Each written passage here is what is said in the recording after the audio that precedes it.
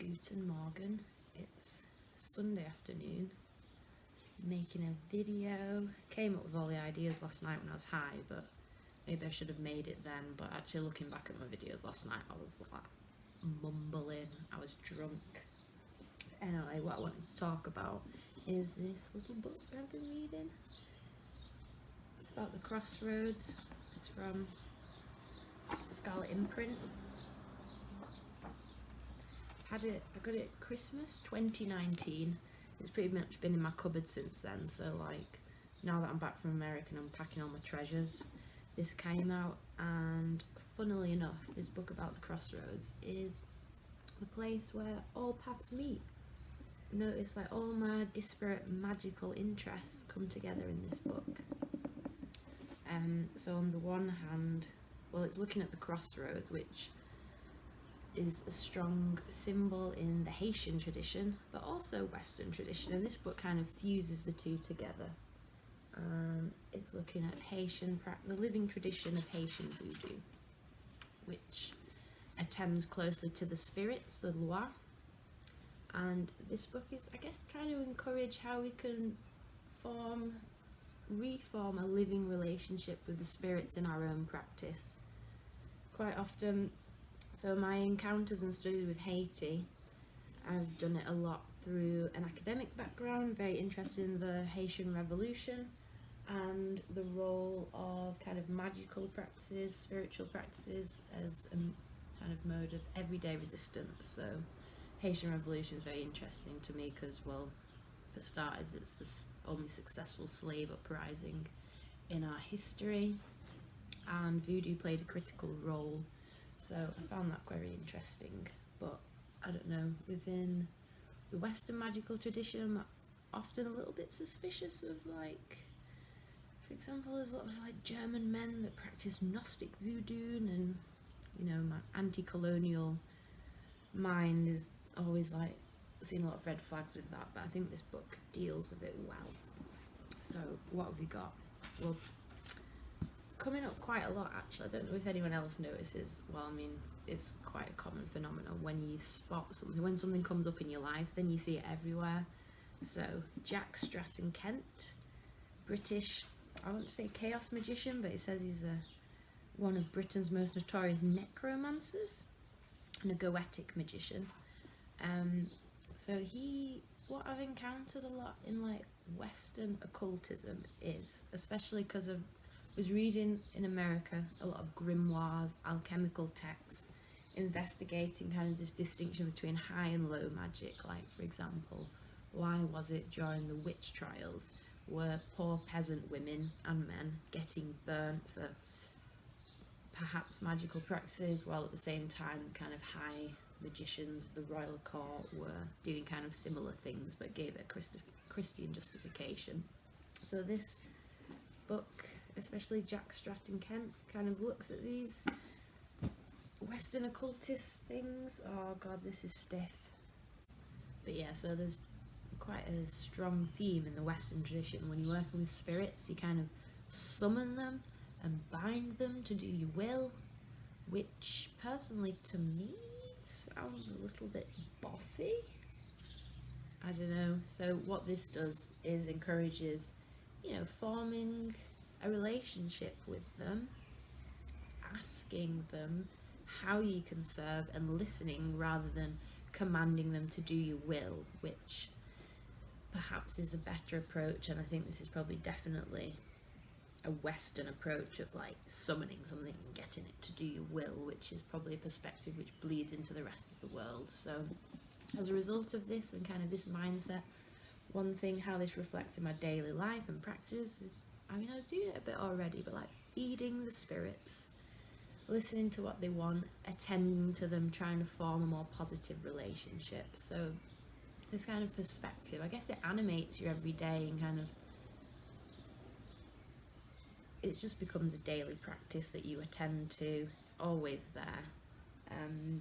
There's one quote I enjoyed about, it says like, Vodou is the religion of the future. It means we bring about a diffusion of the influence of voodoo spirits here in the world. So it's definitely a lived practice, which I think in these corona times especially is quite important to do. and it's definitely been filling up my days.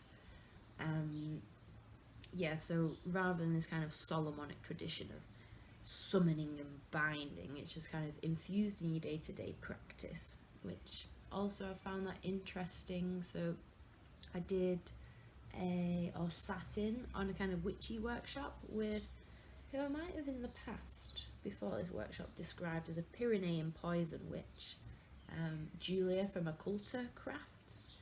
Now, I say poison witch, she definitely, after sitting in on this workshop, would not describe herself as a witch, because she was looking at kind of the supernatural side of witchcraft, so looking at the very folkloric roots of charges of witchcraft.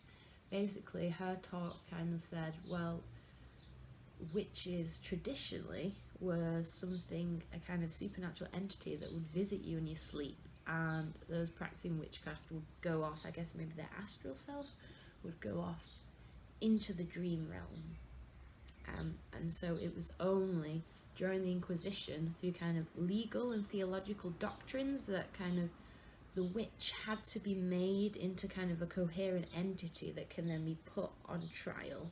So a Pyrenean poison herbalist. Anyway, part of this workshop was saying to attend to the landscape in which you inhabit, finding the portals, finding like magical spaces. So as I live opposite two cemeteries by the crossroads, I already did, but now I guess after reading this it kind of gives me more of a like personal justification. So I do it with more purposes, like going there, leaving little offerings outside, going to the trees, leaving them things, which is quite a nice thing to do. I feel like I had a lot more to say. I don't know. Yeah. Another thing I wanted to talk about, which is book handles, I keep showing the book, not changing, is necromancy. So I think most of us, when we consider necromancy, we think of like people raising the dead, animated bodies, creeping around in the graveyard, maybe gnawing on some bones. And I guess this kind of, not sure if there's a word that is the opposite of demonized, but it kind of sheds some light on necromantic practices, which essentially is just attending to the dead, the ancestors, which is definitely a practice in the Western tradition that we've lost. Now, partly what this illuminates is the role that the Christian church had in kind of divorcing people from the dead and these kind of spirits, because if you imagine, it would help the church to kind of solidify their hegemonic rule.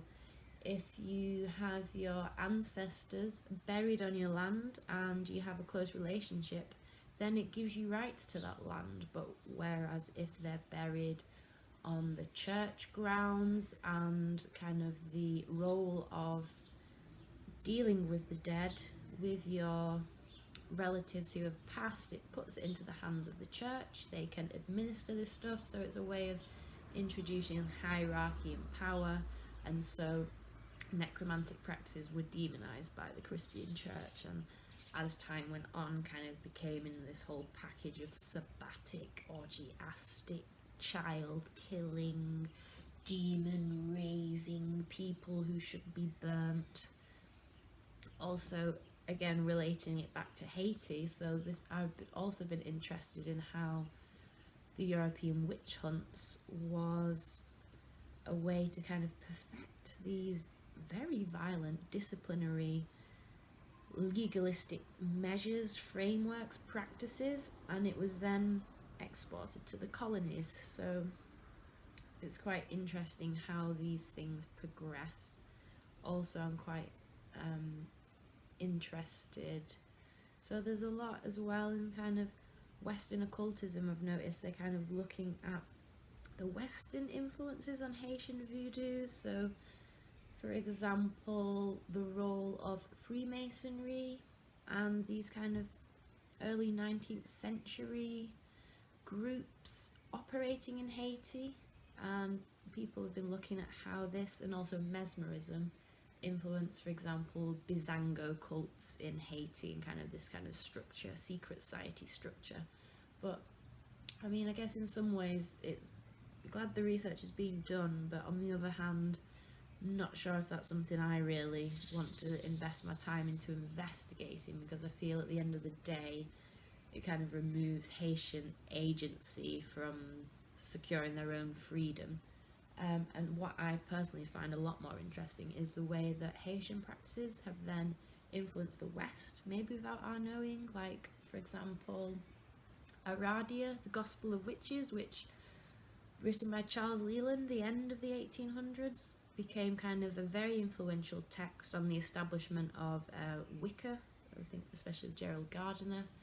And so this text, basically Charles Leland, I think, was kind of an armchair anthropologist who had an informant of Italian witchcraft, Strega, and when I heard the little tale, so basically it's quite a radical text and talks about kind of peasants or lower classes in the hills with kind of poison conspiracy, and definitely got a kind of social justice thread throughout of the lower, I'm simplifying it here, but like the lower classes will rise and we shall be equal again, justice will be served. And when I first heard this narrative, I was like, oh, poison conspiracy of people in the hills. Sounds a lot like Macandal and like the early days of the Haitian Revolution, which did start with Maroons who fled from the plantation and kind of in collaboration with the, who now sadly were made extinct, were victims of genocide, the Tahini population, but so kind of from this collective groups in the mountains started a poison conspiracy. And so I heard that, and then I started to read Aradia, and one of the first things Leland says is, I mean, language problematic, but he refers to the black voodooists of Haiti, but I mean, very problematic product of his time. He's talking about there are magic practitioners around the world, like the black voodooists in Haiti, but then we have our Western tradition. I'm quite curious what he knew of Haiti and maybe how these stories have gone back around the Atlantic to influence. Anyway, that was a little side note. So necromancy, yeah, famous last words, I don't think this is necessarily something to be afraid of. More like attending to the spirits and the dead, which in Corona there's going to be a lot of restless souls around, so I've just been lighting a candle, visiting the cemetery. Don't really know what else to say. Last thing, not even talked about the bloody crossroads. So in many traditions, the crossroads is seen as this kind of liminal space or kind of a portal between the visible and invisible realms. In the Western tradition, or like the witchcraft tradition, you have Hecate or Hecate, so she's a very personal goddess of mine, goddess of kind of witchcraft, pre-Olympian goddess. Also garlic, always have some here. She is a figure of the crossroads. And in Haitian tradition, so the crossroads is the Loi Legba, occupies the crossroads, and before you do any ritual or service, you would first attend to Legba, because if you imagine, if it's the portal, you're not going to be able to get through unless, you know, you've asked nicely, knocked on the door and you have permission to enter. So as I'm going to the crossroads myself here, you have to go, as I'm going to the cemetery, you have to go through the crossroads. Also, I found it very interesting, especially that this book has turned up now, so a bit off topic, but I'm also been working really hard on writing my story, so it's like a sci-fi story about a group of kind of techno time traveling wizards who come back to the present day, and they come through the crossroads at Frankfurter Tor. And so there's this quote which I'm going to end with. It's from Peter Gray, who's the founder of Scarlet Imprint along with Alkistis de Mech. So what do you say? He says, "The crossroads is, beyond all else, a transmission station, and the cosmos is listening to us through myriad crackling stars. The ways are open. The ways are open indeed.